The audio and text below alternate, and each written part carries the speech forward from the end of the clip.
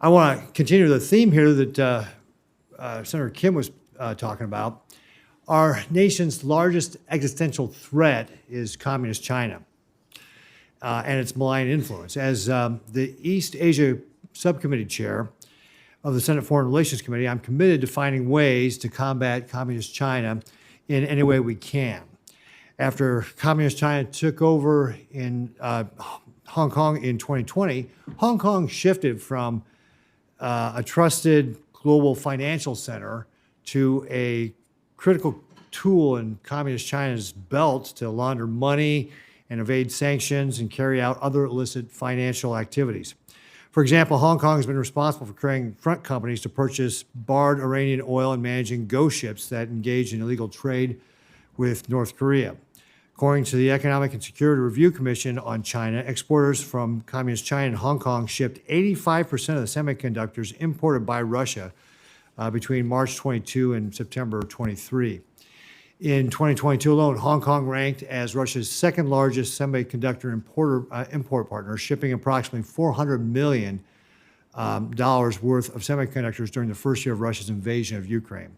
Hong Kong has gone rogue, it's certainly different from what it used to be in the past, and is helping our adversaries circumvent U.S. sanctions and export controls. Mr. Hurley and Mr. Hyde, do you agree with this assessment of Hong Kong? Mr. Hurley, we'll start with you. Yes, sir, I do. Yes, Senator, I do. So if confirmed, what tools will you prioritize to counter entities like Hong Kong that exploit loopholes or bypass U.S. export laws? Again, Mr. Hurley, we'll start with you.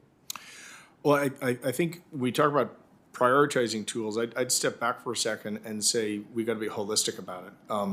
Land and Commerce has very important tools. Our colleagues at the State Department have very important tools. And then at Treasury, sort of the center mostly through impact on the financial system and on specific entities as they touch our financial system. And so what I would say is let's be holistic about it. Let's, to the extent we can enlist our allies to help us with it, it's always more effective to be able to counter these activities. Yeah, Senator, I more or less agree exactly with what my colleague just said. And I would just say, at the end of the first Trump administration, he signed an executive order that basically said, Hong Kong, across all our legal authorities, Hong Kong will be considered part of the PRC, right? And then more or less, not to be softly critical of the last administration, more or less that went unaddressed for 4 years.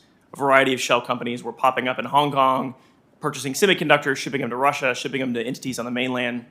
And by and large, we were a little bit asleep on the wheel. So this is something that from day one, we're going to have to sort of hit the ground running on and adjudicate very heavily. So your point there, Mr. Hyde, I think is also really good from the standpoint of getting back to what Mr. Hurley just said about, look, it's not just about what we use or what tools we have, it's how actively we pursue it. What kind of rigor do we actually pursue the sanctions to be able to make sure they're enforced and we're cracking down and enforcing the rules? Would that, you both agree with that? Yes, sir. And, I spent my life as an investor, mostly a public market investor. And if you aren't learning from here, taking a hard look at what you tried and what did not work, you're not learning. And that'll be a big focus for me in this job. Great.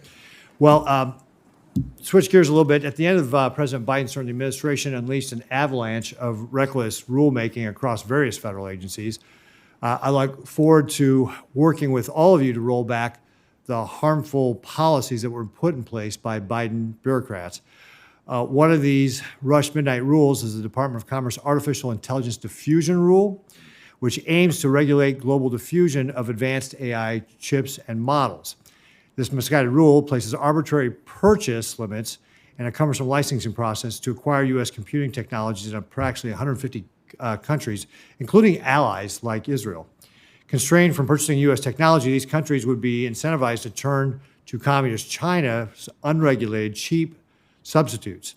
Technology companies in these affected countries could be motivated to create their own AI technology stacks outside of our export controls regime. And while I certainly agree with the goals of what the administration previously was trying to do to limit China's ability to compete with us in AI, this policy was actually, I think, going to have unintended consequence of doing just the opposite. So with that, Mr. Hyde, I look forward to working with you and the Trump administration on alternatives to this rule that will be effective in preventing Communist China from capturing the world market in a leading technology without compromising America's advantages. And with that, I say I'm over, so I'll give you back the time. Thank you, Mr. Chairman.